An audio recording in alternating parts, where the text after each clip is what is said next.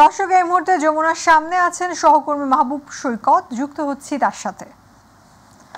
মাহবুব, BNP ও জামায়াত ইসলামীর সঙ্গে প্রধান উপদেষ্টার এই বৈঠকের বিষয়বস্তু নিয়ে আপনার কাছে কি তথ্য আছে আমাদেরকে জানান।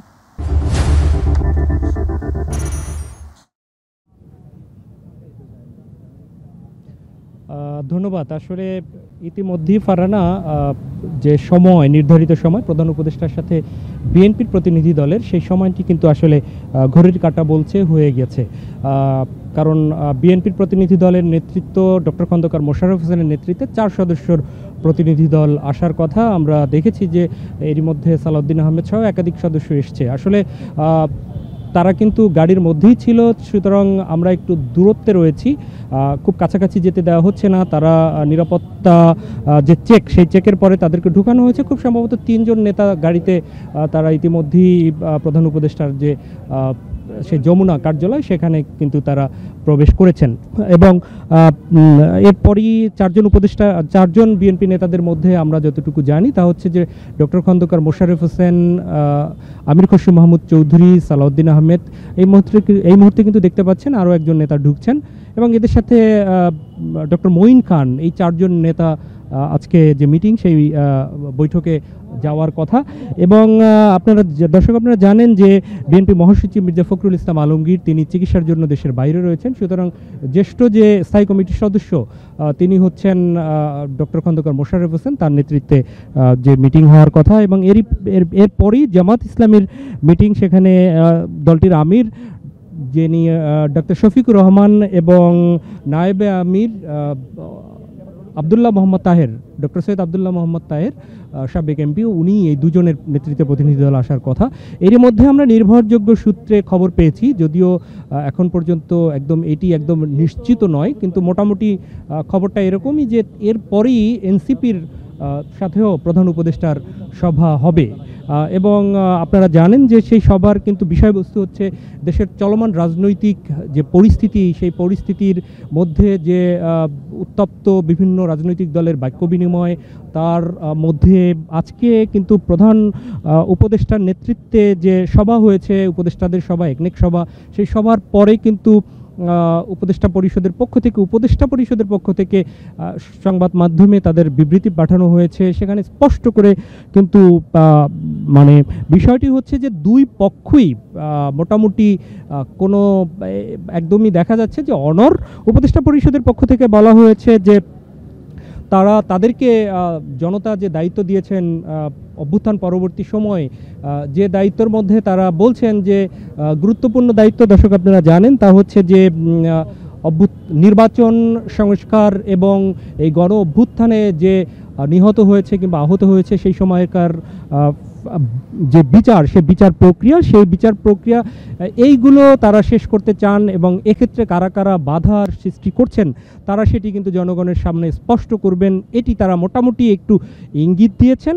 পাশাপাশি বিএনপির পক্ষ থেকে আজকে তাদের নেতারা বিভিন্ন অনুষ্ঠানে কিন্তু আজকে বলেছেন যে সেক্ষেত্রে তারা চান যে দ্রুত নির্বাচনের রোডম্যাপ ঘোষণা, এবং এই নির্বাচনের রোডম্যাপ ঘোষণা এবং একটি নির্বাচিত সরকার আসলেই কেবলমাত্র সকল সমস্যার সমাধান হবে, এটি তারা বলছেন। আপনারা জানেন যে নতুন করে সাবেক যিনি আওয়ামী লীগের সময় রাষ্ট্রপতি ছিলেন আব্দুল হামিদ, তিনি দেশ ত্যাগের পরেই একটি উদ্ভূত পরিস্থিতি তৈরি হয়। তারপরে আওয়ামী লীগের নিষিদ্ধের দাবিতে মোটামুটি অনেক রাজনৈতিক দলই রাজপথে আসে, পরিপ্রেক্ষিতে আওয়ামী লীগকে নিষিদ্ধ করা হয়। তারপর কিন্তু বিভিন্ন প্রেক্ষাপট চলে আসছে। নতুন করে ঢাকা দক্ষিণ সিটি কর্পোরেশনে ইশরাক হোসেনকে মেয়রের বিষয় নিয়ে আন্দোলন শুরু হয়। এবং তারপর থেকেই আসলে উপদেষ্টা পরিষদে থাকা একাধিক উপদেষ্টাদের বিএনপির পক্ষ থেকে বা বিভিন্ন একাধিক রাজনৈতিক দলের পক্ষ থেকে তাদের চাওয়া হয়েছে পদত্যাগ। তারা বলছেন যে তাদের সাথে এনসিপির সম্পর্ক রয়েছে, সুতরাং তাদের পদত্যাগ করতে হবে লেভেল প্লেইং ফিল্ডের জন্য। এবং তাদের অভিযোগ যে বিভিন্ন হয়তো বাহানায় নির্বাচন বিলম্বিত হচ্ছে, সুতরাং নির্বাচন বিলম্ব করার কোনো সুযোগ নেই। এই বিষয়গুলো আসলে বলছেন। সার্বিক প্রেক্ষাপটে আসলে বিভিন্ন রাজনৈতিক দল গতকালকেও কিন্তু সংবাদ সম্মেলন করেছে, সেখানে কিন্তু বলা হয়েছে যে তারা ডক্টর মোহাম্মদ ইউনূসের কিন্তু পদত্যাগ, সেই পদত্যাগটি তারা চাচ্ছে না কোনোভাবেই। তারা চাচ্ছেন যে বিতর্কিত যারা রয়েছেন তারা সরে যাক। এক্ষেত্রে বিভিন্ন ফ্যাসিবাদ বিরোধী যে রাজনৈতিক দল, যে প্ল্যাটফর্ম ছিল, সেই রাজনৈতিক দল, বিভিন্ন ছাত্র সংগঠন, অন্যান্য সংগঠনগুলো তাদের অবস্থান ক্লিয়ার করেছেন। কোনো কিন্তু রাজনৈতিক দল বলেছেন যে কোনোভাবেই ডক্টর মোহাম্মদ ইউনূসকে তারা যেতে দিবেন না জন আকাঙ্ক্ষা অনুযায়ী। পাশাপাশি বিএনপির পক্ষ থেকে গতকালকে সালাউদ্দিন আহমেদ কিন্তু জানিয়েছেন যে যদি এরকম সিদ্ধান্ত তারা নেন, জনগণ তাহলে বিকল্প বেছে নেবেন। আর আজকে কিন্তু উপদেষ্টা পরিষদের পক্ষ থেকে বলা হয়েছে জনগণকে জানিয়ে দেওয়া হবে যে কারা এই সংস্কার কিংবা বিচার প্রক্রিয়াতে বাধা সৃষ্টি করছে, এরকম একটা অবস্থা।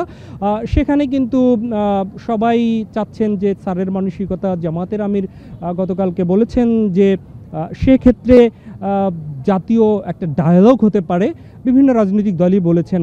তো এই পরিপ্রেক্ষিতে কিন্তু আজকে থেকেই দেখা গেল যে আনুষ্ঠানিকভাবে এখন বিএনপির পক্ষ থেকে বিএনপির সাথে ডায়ালগ হবে প্রধান উপদেষ্টার সাথে, এরপরই জামাতের সাথে, এরপর কিন্তু এনসিপির সাথে কথা রয়েছে এবং আগামীকালও কিন্তু বেশ কয়েকটি রাজনৈতিক দলের সাথে এই ডায়ালগ বা এই সংলাপ কিংবা আলোচনা অব্যাহত থাকবে।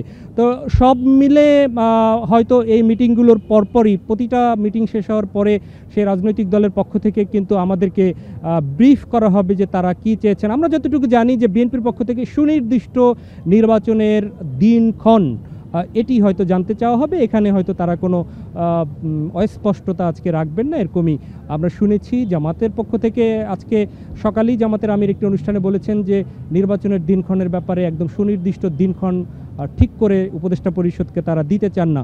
তো এরকম একটা অবস্থায় আজকের মিটিং, আজকের এই সবার দিকে, যমুনার দিকে হয়তো দেশবাসী তাকিয়ে আছেন যে কি হয় আসলে অবস্থা।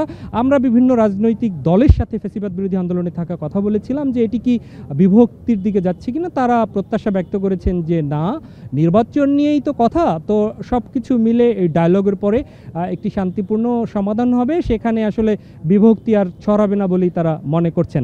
তো এই হচ্ছে এখানকার অবস্থা। আমরা পরবর্তী সংবাদগুলোতে আমরা আরও আপডেট জানিয়ে দেব দর্শকদের। মাহবুব, আপনাকে ধন্যবাদ।